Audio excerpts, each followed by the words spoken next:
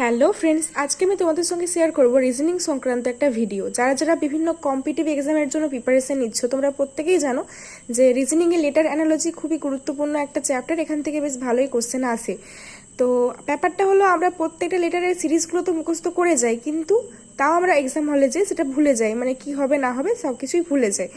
তো এইভাবে যদি কিছু শর্ট ট্রিক্সের মাধ্যমে তোমরা মনে রাখো, তো ব্যাপারটা অনেকটা সহজ হয়ে যাবে। তো এখানে আমি বিভিন্ন রকমের ইউটিউব ভিডিও দেখে কিছু কিছু শর্ট ট্রিক্স বের করেছি এবং নিজের মতো করেও বিভিন্ন ট্রিক্স এখানে কাজে লাগিয়েছি। যদি তোমরা দেখতে চাও তো অবশ্যই এগুলো শিখে রাখো। তো কিছুটা যদি তোমাদের হেল্প হয় আমার খুবই ভালো লাগবে। তো প্রথমটা দেখো, ABCDE, যেহেতু এগুলো একদম পরপর আসে লেটারগুলো এবং প্রথমের দিকে থাকে, তো এগুলো মনে রাখা খুব ইজি। বিশেষ করে ABCD মানে হচ্ছে 1 2 3 4। এর যদি তোমরা শেপটা দেখো, অনেকটা এর শেপ থেকে তোমরা 5-এর শেপ কল্পনা করতে পারো। তো সেখান থেকে বলতে পারো =5। আর XYZ যেহেতু একদম শেষে আসে আলফাবেটিক্যাল সিরিজে, তো এগুলো ইজি মনে রাখা, 24 25 26। এবার আসছি আমি একটা ট্রিক্সে, এটা হলো ইজোটি। ট্রিক্সটা আমি এভাবেই বানিয়েছি। তো E ফর হচ্ছে 5, J for 10, O for 15, T for 20 এবং Y ফর হচ্ছে 25, মানে 5 করে করে বাড়তে থাকছে। তো এটাকে তোমরা মনে রাখবে, ইজোটি করে মনে রাখবে, ঠিক আছে? তো 5 10 15 20 25 এভাবে মনে রাখবে। এরপরে আসছি F ফর। তো F ফর ফিক্স =6, ফিক্স 6 এভাবে তোমরা মনে রাখতে পারো। F ফর হচ্ছে 6 এবং F এর অনেকটা শেপ থেকেও তোমরা 6-এর শেপ বানিয়ে নিতে পারো, মানে 6-এর মতো করে বানিয়ে নিতে পারো, সেভাবে তোমার মনে থেকে যাবে। আর G এর অনেকটা স্ট্রাকচার দেখলে তোমরা বুঝতে পারবে G এর শেপের মধ্যেই কিন্তু 7-এর শেপটা লুকিয়ে আছে। তো G =7 হয় আলফাবেটিক্যাল সিরিজে। এছাড়াও তোমরা মনে রাখতে পারো যে G7 নেশন, এভাবে তোমরা মনে রাখতে পারো G7 নেশন। এরপরে আসছি আই এর শেপটা থেকে তোমরা অনেকটা 9-এর শেপ পেয়ে যাচ্ছ, তো I =9 তোমরা এইভাবে মনে রাখতে পারো। তারপরে আসছি জেকে। তো আমরা জানি অ্যালফাবেটিক্যাল সিরিজে জেকে পরপর আসে, তো আমি এই জন্য জেকে এভাবে তৈরি করেছি যে জেকে পোস্তর 1011 টাকা কেজি। তো জেকে একটা কোম্পানি, তোমরা সবাই জানো। তো জেকে পোস্তর 1011 টাকা কেজি মানে J ফর 10 এবং K ফর হচ্ছে 11, ঠিক আছে? এরপরে আসছি এল।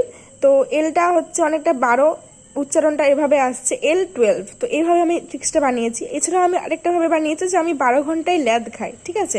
তো L ফর হচ্ছে এখানে 12 চলে আসছে, তো এইভাবে তোমরা মনে রাখতে পারো। এরপরে আসছি আমি MN। তো MNটা আমি এভাবে বানিয়েছি যে ম্যা13, ঠিক আছে? তো M ফর হচ্ছে 13, তো ম্যা13 এভাবে তোমরা মনে রাখতে পারো। অথবা হচ্ছে N ফর নভেম্বর 14 তারিখ, এভাবে মনে রাখতে পারো।